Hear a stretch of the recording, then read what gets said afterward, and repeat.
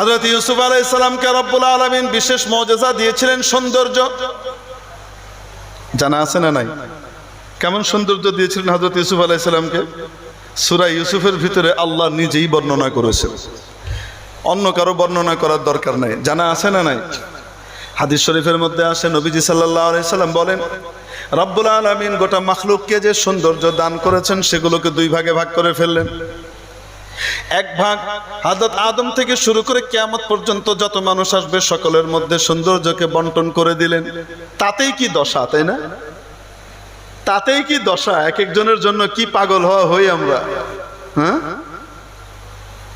আর এই সমস্ত সৌন্দর্যকে একত্রিত করলে হয় অর্ধেক, বাকি যে অর্ধেক রেখেছিলেন ওই অর্ধেক দিয়ে দিলেন হযরত ইউসুফকে একা। কেমন সৌন্দর্য ছিল! জুলাইখা যখন হযরত ইউসুফের জন্য পাগল হয়ে গেল, নিজেকে আর কন্ট্রোল করতে পারলো না, ওই সময় গিয়ে আনকন্ট্রোলড অবস্থায় চেয়েছিল হযরত ইউসুফকে। হযরত ইউসুফ তার ফাঁদে পা দেননি। মনে রাখতে হবে, জুলাইখা কিন্তু মিস মিশর ছিল ওই সময়। হযরত ইউসুফের চাইতে সামান্য বড় ছিল বয়সে, কিন্তু ওই যুগের সবচেয়ে শ্রেষ্ঠ সুন্দরী ছিল, রূপবতী ছিল, উদ্ভিন্ন যৌবনা। একই বাড়িতে থাকতেন, তখন তো আর পর্দার বিধান নাজিল হয়নি।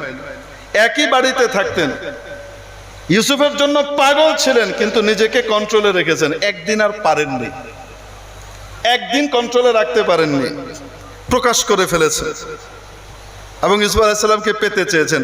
ইউসুফ আলাইহিস সালাম ফাঁদে পা দেননি, বরং তিনি বলেছিলেন, মাআযাল্লাহ, আমি আশ্রয় চাই আল্লাহ, ইন্নাহু রাব্বি আহসানা মাসওয়াই, উনি আমার রব, উনি আমার জন্য থাকার এত সুন্দর ব্যবস্থা করেছিলেন।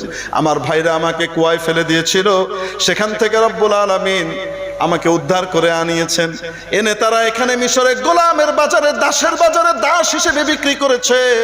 কিন্তু আমাকে যিনি কিনেছেন তিনি আমাকে দাসের মতো রাখেন নাই, নিজের পুত্রের মতো সম্মান দিয়ে বাড়ির ভেতরে অন্দরমহলে থাকতে দিয়েছেন।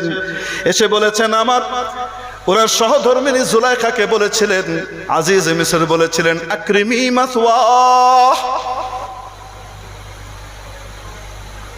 তাকে গোলাম বান্দীদের কোয়ার্টারে থাকতে দিও না, কাজের লোকদের সাথে থাকতে দিও না, তাকে আমাদের সাথে আমার ঘরের ভিতরে রাখবা, আমাদের ছেলের মতো যেন থাকে, সম্মানের সাথে রাখবা। আজিজে মিসর ছিলেন বুড়ো, অনেক বয়স্ক, কিন্তু জুলাইখা ছিল একবারে যুবতী। অনেক সময় হয় কি হয় না, ক্ষমতা এবং টাকার কাছে বাপ মা কি করে দেয়, বা অনেক মেয়ে নিজেই বিয়ে বসে, হয় কি হয় না? কি হবে না হবে অত নিয়ে আমাদের চিন্তা করার দরকার নেই, যার ব্যাপার তার। বলেন না কেন? আরেকজনের বোন এত পেরেশানি হওয়া দরকার নেই।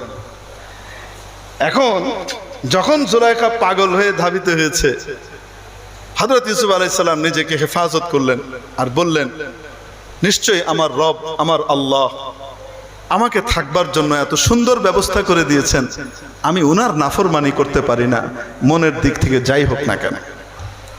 আরেক অর্থ হলো ইন্নাহু রাব্বি, রব মানে মালিক, মনিব, আমার মনিব আজিজে মিসর আমাকে গোলামদের সাথে থাকতে দেন নাই, বিশ্বাস করে একই বাড়িতে একদম অন্দরমহলে থাকতে দিয়েছেন, আমি তার স্ত্রীর সাথে বিশ্বাস ভঙ্গ করতে পারি না, আমি ওনার বিশ্বাস ভঙ্গ করতে পারি না। যাই হোক, এই কথা পরে বাইরে আউট হয়ে গেছে, জানাজানি হয়ে গেছে। জানাজানি হওয়ার পরে কি অবস্থা, এলাকার মেয়ে ছেলেরা সব আলাপ শুরু করেছে, ছি ছি ছি ছি ছি ছি, মন্ত্রীর বউ হয়ে গোলামের সাথে এই পচা কাজ করতে গেছে, ছি ছি ছি ছি ছি। আরে বুঝেন না, মেয়ে ছেলেরা যদি আরেক মেয়ে ছেলের দোষ পায়, মাশাআল্লাহ বগলবাজি গাইতে থাকে। আর এই জাতীয় পেলে তার উপায় নাই। এখন জুলাইখার কানে গিয়েছে যে এলাকার আশপাশের মেয়েরা, মিশরের মহিলারা আমার কি করে, দুর্নাম করে। জুলাইখা চিন্তা করলো, ওদেরকে একটু শিক্ষা দেওয়া দরকার, একটু শিক্ষা দেওয়া দরকার। তো শিক্ষা দেওয়ার জন্য কি করেছে, দাওয়াতের আয়োজন করেছে। এখন মন্ত্রীর বাড়িতে খাবার দাওয়াত, বেছে বেছে মাইক মহিলাগুলাকে দাওয়াত দিয়েছে। কিছু মহিলা আছে না, মাইক শুধু সকালবেলায় বলবে যে বহু একটা কথা বলি, কাউকে বলেন না, এটা আপনার কিচ্ছু জানবে না, কাক পক্ষেও টের পাবে না, বলেন আপনি চিন্তা করেন না। ওইটা শোনার পরে সন্ধ্যা পর্যন্ত আর এলাকায় কারো জানতে বাকি থাকে না, বাবু আপনাকে বললাম আর কাউরে বলেন না। আছে না নাই? আরে শুধু এরকম মাইক মার্কা মহিলা আছে না, মাইক মার্কা পুরুষও আছে। এখন আসতে বলে, দেখছেন? আর নিজেদের ঘাড়ে আসছে তো, এই জন্য এখন আসতে বলে। আগেরটা খুব জোরে বলছে। মাইক মার্কা পুরুষ নাই, পেট পাতলা পুরুষ। যাই হোক, ওই মাইক মার্কা মহিলাদেরকে দাওয়াত করেছে কে? জুলাইখা। দাওয়াত করে, মনে করেন আপনাদের এই যে জিনিসটা না, এটা দিয়ে আপনাকে বুঝাই, এটা একটা ডাইনিং হল। হুজুর এত বড় কি ডাইনিং হল হয়? জি।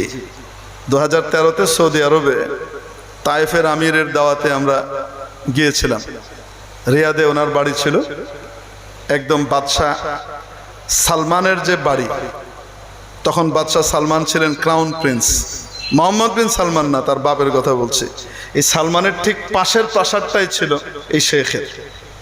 বাদশার আপন ফুফাতো ভাই ছিল। খুব নেককার পরহেজগার মানুষ ছিলেন, অত্যন্ত নেককার পরহেজ, সারাক্ষণ জিকির করতেন, সারাক্ষণ। কি পরিমাণ সম্পদের মালিক ছিলেন আল্লাহ জানে। তো ওখানে দাওয়াত ছিল একবার, তা আমরা গেলাম, আমার সপরিবারে ছিল। যাওয়ার পরে ডাইনিং রুমে নিয়ে গিয়েছে খাওয়াতে। বৈঠকখানাটা এর চেয়ে বড়, এই যে যত বড় দেখতে পাচ্ছেন।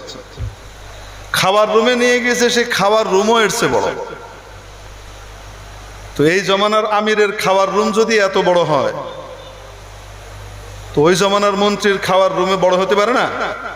জুলাইখার বাড়ি এই রকম, মনে করেন দুই পাশে সুন্দর দস্তরখানা বিছিয়েছে, গদি দিয়েছে, হেলান দেওয়ার জন্য তাকিয়া দিয়েছে, কোলবালিশ দিয়েছে, সামনে খাবার দাবারের একদম পুরো আয়োজন করে করা, এভাবে লম্বা লম্বি ভাবে দস্তরখান, মাঝখানটা ফাঁকা। এই পাশে একটা দরজা, ওই পাশে একটা দরজা, গোটা এদিকে দেয়াল, দুই পাশে দেয়াল, ওই মাথায় এক দরজা দেখতে পাচ্ছেন, আরেকটা দরজা এখানে কল্পনা করেন। কয়টা হলো? দুটো। ওই জমানার রীতি ছিল, আপনাদের এই যুগে যখন মানুষ স্পেশাল দাওয়াত খাওয়ায়, তখন দেখবেন ওই যে 7 আপ পেপসি দেয় না? বলেন না কেন? ওটা কি খুলি দেয়, নাকি যখন আপনি খাবেন ঠিক ওই সময় আপনার সামনে খোলা হয়, ফুস, ঠিক না?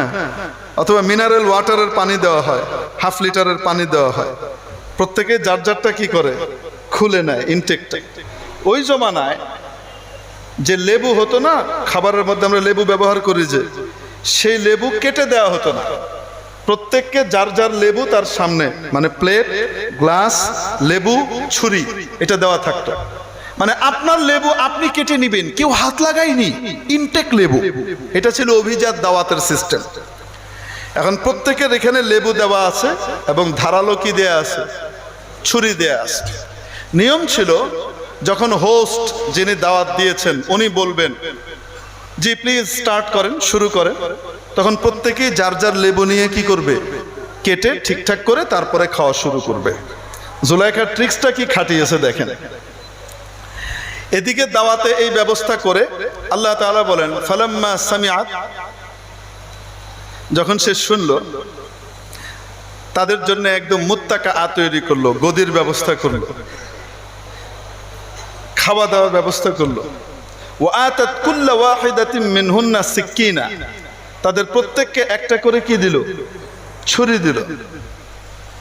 ওয়া ক্বালাত, আর এদিকে ইউসুফ আলাইহিস সালামকে ওই দরজার বাইরে দাঁড় করিয়ে রেখেছে। ইউসুফকে এই মহিলারা কোনোদিন দেখে নাই, উনি তো বাড়ির বাইরে যেতেন না, ওইখানে দাঁড় করিয়ে রেখেছে। বলেছে, ইউসুফ, এখন যে আদেশ করব এটা তো আল্লাহর নিষেধাজ্ঞার ভিতরে পড়ে না, অতএব যে আদেশ করব এটা মানতে হবে। জি জি, সেটা তো মানবো, কোনো অসুবিধা নাই। আমি যখন তোমার নাম ধরে ডাকবো, তুমি এই দরজা দিয়ে ঢুকবা, হেঁটে ওই দরজা দিয়ে বেরিয়ে যাবা। তোমাকে ডাকার সাথে সাথে তোমার কাজ হলো এই দরজা দিয়ে ঢুকবা, হেঁটে ওই দরজা দিয়ে কি করবা, বেরিয়ে যাবা, আর কোনো কাজ নাই। এখন জুলাইখা ওই রীতি অনুযায়ী সবাইকে বলছে, প্লিজ স্টার্ট নাও, সবাই যার যার লেবু কাটা শুরু করুন। প্রত্যেকে যার যার লেবুতে মাত্র 5টা মারছে। আর ওই সময় জুলাইখা বলছে, ইউসুফ, এরা তো জীবনে ইউসুফকে দেখেনি। যেমনি দরজা খুলে হযরত ইউসুফ ঢুকেছেন, এদের মাথা খারাপ হয়ে গেছে। মাওলা বলেন, ফালাম্মা রাআইনাহু আকবারনাহু, যখন ইউসুফকে তারা দেখলেন, দেখার সাথে সাথে তারা কিংকর্তব্য বিমূঢ় হয়ে গেলেন, হতভম্ব হয়ে গেলেন, হুঁশ হারিয়ে ফেললেন। ওয়াকাত্তা'না আইদিয়াহুন, লেবুর পরিবর্তে হাতকে কুচি কুচি করে কেটে ফেললেন। আলেম ওলামা আছে জিজ্ঞেস করেন, মাবুদ বলেন নাই কাত্তা'না আইদিয়াহুন, না হাত কেটে ফেললো, একটা পোঁচ লেগেছে তা না, কাত্তা'না মানে কেটে ফালি ফালি করে ফেলেছে। পোঁচ লেবুর পরিবর্তে কিসের উপরে চলছে? ওদিকে ইউসুফের দিকে তাকিয়ে আছে, ইউসুফ এদিক দিয়ে ঢুকে ওই দিক দিয়ে বেরিয়ে গেছে। এখনো এদের কোনো খবর নাই যে হাত কেটে ফালি ফালি হয়ে গেছে। কেমন সুন্দর ছিলেন ইউসুফ আলাইহিস সালাম, কল্পনা করেন তো। ওয়াকুলনা, যখন ইউসুফ আলাইহিস সালাম চলে গেছেন কিছুক্ষণ পরে তাদের হুঁশ ফিরেছে, হাত কাটার ব্যথা এখনো অনুভব করছে না। হাশা লিল্লাহ, আমরা বলি না সুবহানাল্লাহ, মা হাযা বাশারা, এটা কোনো মানুষ হতে পারে না। ইন হাযা ইল্লা মালাকুন কারীম, নিশ্চয় তো মহা সম্মানিত জিন্দা ফেরেশতা, পৃথিবীর মর্তের কোনো মানুষ হতে পারে না। জুলাইখা এবার বলে, আচ্ছা তোমাদের হাত এরকম লাল কেন, কি হয়েছে? দস্তরখান লাল লাল দেখা যায়, কই?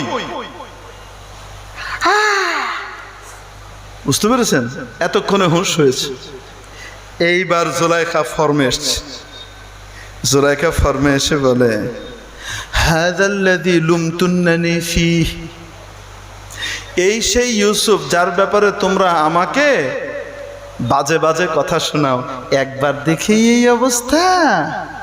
এই সৌন্দর্যের বোমকে নিয়ে বছরের পর বছর এই বাড়িতে থাকি, একবারের জন্য ব্রেক ফেল হয় নাই, একবার মাত্র ব্রেক ফেল হয়েছে, তাতেই অবস্থা। বুঝেন নাই? হযরত ইউসুফ আলাইহিস সালামকে রব্বুল আলামিন কিংবদন্তি তুল্য সৌন্দর্য দিয়েছিলেন, কিন্তু আমার আপনার নবীজি মুহাম্মদুর রাসূলুল্লাহ সাল্লাল্লাহু আলাইহি ওয়াসাল্লামকে এমন সৌন্দর্য দিয়েছিলেন, এমন সৌন্দর্য দিয়েছিলেন। আম্মা জান আয়েশা সিদ্দিকা রাদিয়াল্লাহু তাআলা আনহা বলেন, মিশরের মহিলারা হযরত ইউসুফকে দেখে তাদের হাত কেটে ফেলেছিল। যদি তারা আমার পেয়ারা হাবিবকে দেখতো, তারা হাতের পরিবর্তে কলিজার মধ্যে ছুরি চালাতো। এত সুন্দর ছিলেন নবীজি মুহাম্মদুর রাসূলুল্লাহ সাল্লাল্লাহু আলাইহি ওয়াসাল্লাম। আম্মা জান আয়েশা সিদ্দিকা রাদিয়াল্লাহু তাআলা আনহা বলেন, বাড়িতে আমাদের এক সময় তেল ছিল না, বাতি জ্বলছে না, সূচ হারিয়ে গেছে, সেলাই করতে করতে হঠাৎ বাতি নিভে গেছে, বাতি নাই। অপেক্ষা করছিলাম কখন দয়ার নবী ঘরে প্রবেশ করবেন, সেই আলোতে সুই বের করে নেব। দয়ার নবী ভেতরে ঢুকলেন, সাথে সাথে ঝলমল করতে লাগলো। আমি দিনের মতো ওই সুইটাকে ধরে বের করে ফেললাম। হযরত মুসা আলাইহিস সালামকে যে মুজিজা দিয়েছিলেন, বগলে হাত দিলে বের হলে আলো হতো, নবীজি ঘরে ঢুকলেই আলোয় ঝলমল করতে থাকতো। আর এত সুন্দর ছিলেন, হযরত ইউসুফের চেয়েও বেশি সুন্দর ছিলেন। এজন্য আম্মা জান আয়েশা সিদ্দিকা রাদিয়াল্লাহু তাআলা আনহা বলেন, বড় অদ্ভুত কথা, লানা শামসুন ওয়ালিল আফাক শামসুন ওয়া শামসি আফদালু শামসিস সামাই। লানা শামসুন ওয়ালিল আফাক শামসুন ওয়া শামসি আফদালু শামসিস সামাই। ফাশামসুন নাসি তাতলু বা'দা ফাজরিন ওয়া শামসি তাতলু বা'দাল ইশাই। গোটা পৃথিবীবাসীর পৃথিবীর একটি সূর্য আছে, আমাদেরও আমি আয়েশারও একটি সূর্য আছে। আমার সূর্য গোটা পৃথিবীবাসীর সূর্যের চেয়ে উত্তম আর সেরা। পৃথিবীর সূর্য উদিত হয় ফজরের পরে পূব দিক থেকে, আর আমার সূর্য উদিত হয় এশার নামাজের পরে। ওয়া শামসি তাতলু বা'দাল ইশাই। এজন্য আমাদের নবী হযরত রাসূল পাক সাল্লাল্লাহু আলাইহি ওয়াসাল্লামকে, আগেকার নবীদেরকে রব্বুল আলামিন যে সমস্ত মুজিজা দিয়েছিলেন, এক এক নবীকে একটা বা দুটো, আমার নবীকে সবগুলোই দান করেছিলেন। ঠিক কি ঠিক না? এজন্য কবি বলেন, বড় বুজুর্গ ছিলেন, বলেন হুসনে ইউসুফ দমে ঈসা ইয়াদে বাইজাদারি, হুসনে ইউসুফ দমে ঈসা ইয়াদে বাইজাদারি, আঁচে খুবা হামাদারন্দ তু তনহাদারি, আঁচে খুবা হামাদারন্দ তু তনহাদারি। কি ইউসুফের সৌন্দর্য, কি হযরত ইউসুফ আলাইহিস সালামের মুর্দাকে জিন্দা করা, কি আর কি জানতে চাও? হযরত মুসার সাদা এবং শুভ্র হাত কোনটা জানতে চাও? যেটাই বলো না কেন, আমার নবীকে তো এর সবগুলোই মাওলা দান করেছিলেন, ঠিক কিনা? শুধু এই তিনজনের নয়, গোটা নবীদেরকে যত রকমের মুজিজা দিয়েছিলেন, আমার হাবিবকে সেই মুজিজাগুলো হয়তো সরাসরি দিয়েছেন, নতুবা তার উম্মতের ওলিদের মাধ্যমে তা জিন্দা করেছেন। আল্লাহু আকবার। নবীর অলৌকিক বিষয় যদি বলতে, মানে কয়টা বলবো? হুদায়বিয়া সন্ধির কথা আসলো, হুদায়বিয়া সন্ধির ঘটনা সহিহ বুখারীর ভিতরে হাদিস আছে। হযরত জাবির ইবনে আব্দুল্লাহ আনসারী রাদিয়াল্লাহু তাআলা আনহু বলেন, পানির সংকট দেখা দিল, ওজুর পানি নাই, পানি পান করার পানি নাই। হুদায়বিয়ার যে কুয়া ছিল, সেই কুয়ায় যা পানি ছিল সব শেষ হয়ে গেছে। ১৫০০ মানুষ, পানি নাই, পানির সংকট। নবীজির ওজুর প্রয়োজন হলো, গোটা মুসলমানদের ভিতরে ঘাটাঘাটি করে খুঁজে যার কাছে যা ছিল সব মিলিয়ে অল্প একটু পানি হলো। ফি রাকওয়াতিন, রাকওয়াতুন মানে চামড়ার এরকম একটা গামলার মতো। আমি আপনাদেরকে যে সাইজ দেখাচ্ছি, সাইজটা দেখেন, এরকম সাইজের একটা গামলা, এরকম সাইজের একটা গামলা। আমাদের এখন তো অ্যালুমিনিয়াম, তারপরে আপনার কাঁসার, পিতলের, এটা ওটার হয়। ওই সময় কি দিয়ে তৈরি ছিল? এটা চামড়ার, এটাকে রাকওয়া বলা হয়। এর মধ্যে কিছু পানি সকলের কাছে যা ছিল সব জড়ো করে নবীজির খেদমতে পেশ করা হয়েছে। রাসূল সাল্লাল্লাহু আলাইহি ওয়াসাল্লাম ওযু করবেন, নবীজি ওযুর জন্য হাত বাড়ালেন, ওযু করবেন। এর ভিতরে কিছু সাহাবী সামনে এসে সাহস করে বলে ফেললেন, ইয়া রাসূলুল্লাহ, আমরা বড় পানি সংকটের ভিতরে আছি, পানি নাই। কিসের মধ্যে আছে? পানি সংকটের ভিতরে আছে, পানি নাই ইয়া রাসূলুল্লাহ। আচ্ছা, পানি নাই, ঠিক আছে, নাও, কার কার পানি দরকার পানি নাও। এই কথা বলে নবীজি তার 2 আঙ্গুল মোবারক এভাবে ওই পাত্রের ভিতরে রাখলেন। কতটুকু? এই এতটুকু গামলা, এই এতটুকু গামলার ভিতরে পানি, তার ভিতরে নবীজি কি রাখলেন? এভাবে আঙ্গুল ডুবিয়ে দিলেন। সাহাবী জাবির ইবনে আব্দুল্লাহ আনসারী রাদিয়াল্লাহু তাআলা আনহু বলেন, নবীজির আঙ্গুলের মাঝখান থেকে যেন পানির ফোয়ারা বের হতে লাগলো। আপনাদের এখানে ফোয়ারা আছে না? ওই যে দেখেন ফোয়ারা, ফোয়ারায় কিভাবে পানি বের হয়, ছিটকে বের হইতে থাকে। নবীজির আঙ্গুলের ভেতর থেকে 2 আঙ্গুলের মাঝখান থেকে যেন পানি এভাবে বের হচ্ছে। যার যা পানি দরকার সকলে দৌড়ে গিয়ে পাত্র নিয়ে আসতে লাগলো। কেউ গামলা আনছে, কেউ বালতি আনছে, কেউ মশক আনছে, কেউ বিশাল ডোল আনছে, এটা আনছে, ওটা আনছে।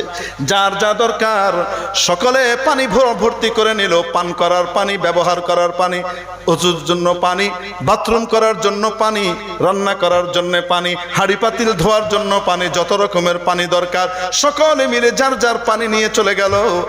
নবীজির ওখান থেকে পানি এখনো বের হয়, 1 ফোঁটা পরিমাণ পানিও ওই গামলা থেকে কমে নাই। তাবেঈ জিজ্ঞেস করলেন হযরত জাবির রাদিয়াল্লাহু তাআলা আনহুকে, আপনারা ওই দিন কতজন ছিলেন? কি বলছেন? আপনারা ওই দিন কতজন ছিলেন? হযরত জাবির রাদিয়াল্লাহু তাআলা রেগে গেলেন, এটা কি প্রশ্ন করলা তুমি? যদি আমরা 1 লক্ষ হতাম তাহলেও আমাদের পানি যথেষ্ট হয়ে যেত। আমরা যদি 1 লক্ষ হতাম, লাউ কুন্না মিআতা আলফ, 1 লাখও যদি আমরা হতাম, 100,000ও যদি হতাম, তাও কি হয়ে যেত? সকলের এই পানি দিয়ে যথেষ্ট হয়ে যেত। নবীজির যে মুজিজা বেরোচ্ছিল ওই সময়। তবে আমরা ওই সময় 1500-র মতো ছিলাম, 1500 ছিলাম। সুবহানাল্লাহ বলবেন না? এই মুজিজা আমার নবীকে কে দিয়েছেন? আল্লাহু আকবার কবীরা। আয় হায় হায়। একবার মদিনার ঘটনা, এক রাখাল ভেড়া চড়াচ্ছে,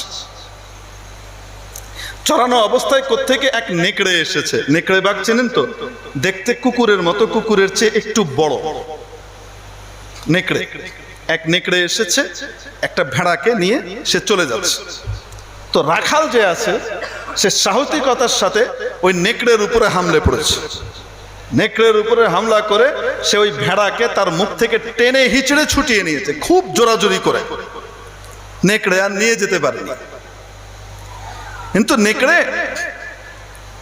ওখান থেকে একটু দূরে গিয়ে যখন সে নিয়ে যেতে পারলো না, নেকড়ে ঘুরে দাঁড়িয়ে ওই রাখালকে বলছে, ইত্তাকিল্লাহ, আল্লাহকে একটু ভয় করো। যে আল্লাহ আমার জন্য এখানে একটা রিজিকের ব্যবস্থা করেছিলেন, তুমি আমার সেই রিজিকটা আমার মুখ থেকে কেড়ে নিলা। তুমি এইভাবে কেড়ে নিলা, আমাকে আল্লাহর দেওয়া রিজিক থেকে বঞ্চিত করলা। আমার তো খাবার এভাবেই হয়, আল্লাহকে একটু ভয় করো। নেকড়ের মুখে মানুষের মতো ওই কথা শুনে আল্লাহু আকবার, রাখাল ভীত সন্ত্রস্ত হয়ে গেল, হতভম্ব হয়ে গেল। সে বলতে লাগলো, আশ্চর্য, একটা নেকড়ে মানুষের মতো কথা বলছে। সাথে সাথে নেকড়ে বলছে, তোমাকে কি আমি এর চেয়েও আশ্চর্যজনক কথা বলবো না? কে বলে? আরে নেকড়ে বলে, আমি কি তোমাকে এর চেয়েও আশ্চর্যজনক কথা বলবো না? রাখাল বলে, অবশ্যই বলো। রাখালের ভয় চলে গেছে এই নেকড়ের কাছ থেকে। বলো। নেকড়ে বলছে, এর চেয়ে আশ্চর্য বিষয় তুমি কি দেখো না? তোমাদের এলাকায় মুহাম্মদ সাল্লাল্লাহু আলাইহি ওয়াসাল্লাম অতীতকালের কত আগেকার যে সমস্ত ঘটনা কেউ জানে না, সে সমস্ত ঘটনা পুঙ্খানুপুঙ্খভাবে বলে দিচ্ছে, এবং সামনে কি হবে না হবে সেগুলোর কথাও বলে দিচ্ছে। তোমার কাছে কি এটা অবাক লাগে না? কি অদ্ভুত কোরআন সে তেলাওয়াত করে। কে বলছে? নেকড়ে। এই রাখাল মুসলিম ছিল না। রাখাল ফিরে এসে নবীজির দরবারে হাজির হয়েছে, বললেন, ইয়া রাসূলুল্লাহ, আজকে অদ্ভুত এই ঘটনা ঘটেছে। নবীজি সাল্লাল্লাহু আলাইহি সাল্লাম সমস্ত সাহাবীদেরকে একত্রিত করলেন, একত্রিত করে বললেন, আমাদেরকে একটু আগে যেভাবে শুনিয়েছো ঘটনাটা আবার শোনাও। আমার নবীকে নেকড়েও চিনলো, কিন্তু আবু জেহেল আবু লাহাব চিনলো না, নবীর দুশমন চিনলো না। ঠিক কি ঠিক না? এমন দয়ার নবী রাহমাতুল লিল আলামিন, সত্যবাদী সত্য নবীকে যে ব্যক্তি হেদায়েতের আলো সামনে আসার পরে অস্বীকার করে, তার বিরোধিতা করে, তাকে গালিগালাজ করে, এর চেয়ে নরাধম আর পৃথিবীতে হতে পারে না। ঠিক কিনা? মেরে মুহতারাম দোস্ত, নবীজি সাল্লাল্লাহু আলাইহি সাল্লাম আরে মুর্দাদের সাথে কথা বলতেন। কি বলতেন? কথা বলতেন। কথা। হযরত বেলাল রাদিয়াল্লাহু তাআলা বলেন, একবার নবীজি সাল্লাল্লাহু আলাইহি সাল্লাম আমাকে নিয়ে এক কবরস্থানে গেলেন, বাকি না, অন্য এক কবরস্থানে গেলেন। ওখানে যে বেলালকে বলেন, বেলাল, শুনতে পাচ্ছ যা আমি শুনি? বলেন, ইয়া রাসূলুল্লাহ, আমি তো কিছু শুনছি না। এই কবরবাসীদের উপরে যে আযাব হচ্ছে, সেই আযাবের আওয়াজ আমি শুনছি।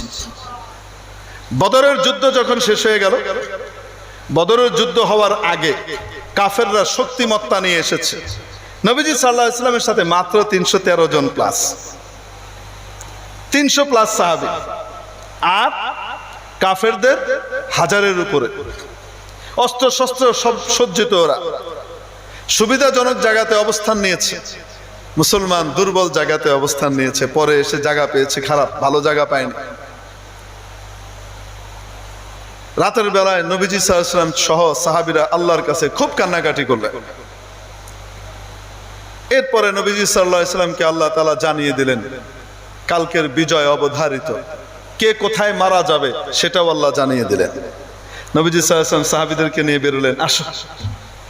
বের হয়ে এবার দেখাতে লাগলেন, এখানে আবু জাহল ইবনে হিশাম মারা যাবে, এখানে উমাইয়া ইবনে খালফ মারা যাবে, এখানে উতবা মারা যাবে, এখানে ওয়ালিদ মারা যাবে। একে একে নবীজির সব জায়গাগুলা কি করতে লাগলেন? দেখাতে লাগলেন, এখানে ও মরবে, এখানে ও মরবে, ওখানে মরবে। সাহাবী আনাস রাদিয়াল্লাহু তাআলা সহ অন্য সাহাবীরা বলেন, আশ্চর্য কারবার, নবীজি আগের রাত্রে যে সমস্ত জায়গা দেখিয়ে দিয়েছিলেন, তারপরের দিন ওই সমস্ত জায়গাতেই ওই লোকগুলাকে নির্ধারিত জায়গাতে মরা অবস্থায় আমরা পেয়েছি। আল্লাহু আকবার কবীরা। তো এরপরে নবীজি সাল্লাল্লাহু আলাইহি ওয়াসাল্লাম বড় বড় সর্দার যেগুলো ছিল 18টার ব্যাপারে আদেশ করলেন, এদেরকে কোনো দাফন টাফন করবা না, নিয়ে ওই যে পচা পুঁতি গন্ধময় যে একটা কুয়া আছে, ওই পচা কুয়ার ভিতরে ফেলে দাও। ওই পচা কুয়ার ভিতরে এদেরকে ফেলে দেয়া হলো। আরো 2 দিন পরে নবীজি সাল্লাল্লাহু আলাইহি ওয়াসাল্লাম ওখানে গেলেন, ওই কুয়ার কাছে। কুয়ার কাছে গিয়ে ওদেরকে নাম ধরে জিজ্ঞেস করতে লাগলেন, ও আবু জাহল ইবনে হিশাম, ও উতবা, ও সাইবা, ও ওলীদ, কেমন লাগে এখন? কেমন লাগে? আমাদেরকে আমাদের আল্লাহ যে ওয়াদা করেছিলেন সেটা তো আমরা সত্য পেয়েছি। তোমাদের ব্যাপারে যে প্রতিশ্রুতি আর ওয়াদা আল্লাহ দিয়েছিলেন যে আল্লাহর নবীর বিরোধিতা করলে, আল্লাহর নবীর ভালোবাসা না রাখলে, আল্লাহর নবীকে আর আল্লাহকে ভালো না বাসলে, ঈমান না আনলে আযাবে যাওয়া লাগবে, জাহান্নামে যাওয়া লাগবে, তোমরা তোমাদের সেটা পেয়েছো তো? সেই ওয়াদা সত্য অবস্থায় পেয়েছো তো? এভাবে উনি বলতে লাগলেন আর বলতে লাগলেন, হায় কতই না ভালো হতো যদি তোমরা আমার কথাটা মানতে, তাহলে এই দুর্গতির মুখোমুখি আজকে তোমাদের হতে হতো না। যখন এই কথা বলছেন, হযরত ওমর রাদিয়াল্লাহু তাআলা আনহু এসে বললেন, ইয়া রাসূলুল্লাহ, আপনি কাদের সাথে কথা বলছেন? আজসাদুন লা আরওয়াহা লাহা, যাদের শরীরে কোনো প্রাণ নাই, নিষ্প্রাণ কিছু দেহের সাথে আপনি কথা বলছেন? নবীজি সাল্লাল্লাহু আলাইহি সাল্লাম বললেন, তোমরা আমার কথা ওদের চেয়ে বেশি শুনতে পাচ্ছ না, অর্থাৎ তোমরা যেমন আমার কথা শুনছো, ওরাও প্রকৃতপক্ষে সমস্ত কথা আমার শুনতে পাচ্ছে। আল্লাহ ওদেরকে শোনাচ্ছেন, তবে হ্যাঁ, ওরা কোনো উত্তর দেওয়ার ক্ষমতা তাদের নাই। আল্লাহু আকবার কবীরা। নবী পাক মুহাম্মদ রাসূলুল্লাহ সাল্লাল্লাহু আলাইহি ওয়াসাল্লামের মুজিজার কথা আপনারা জানেন। আল্লাহ তাআলা কেমন ক্ষমতা দিয়েছিলেন, আঙ্গুলের ইশারা করেছেন, লক্ষ মাইল দূরের চাঁদ দ্বিখণ্ডিত হয়ে দুই পাশে চলে গেছে, ঠিক কি ঠিক না? কিন্তু তারপরেও যার কপালে হেদায়েত নাই, সে নবীজির উপরে বিশ্বাস আনে নাই। মুজিজাগুলো ছিল কিসের জন্যে? নবীজি যে শিক্ষা নিয়ে এসেছেন, নবীজি যে বাণী নিয়ে এসেছেন, নবীজি যে কোরআন নিয়ে এসেছেন, নবীজি যে তালিম নিয়ে এসেছেন, নবীজি যে দীক্ষা নিয়ে এসেছেন, নবীজিতে মানবতার বার্তা নিয়ে এসেছেন, নবীজি যে বিশ্ব মানবকে মুক্তির পথ দেখাবার জন্য এসেছেন, সেই কথাগুলাকে ফলো করা, ঠিক কি ঠিক না? মেরে মুহতারাম দোস্ত, আজকে যদি আমরা নবীজির সেই তরিকাকে ফলো করি, নবীজির সুন্নতের উপর আমল করি, তাহলে আজও আল্লাহ তাআলা আমাদেরকে ইজ্জত এবং সম্মানের জিন্দেগি নসিব করবেন, ঠিক কি ঠিক না?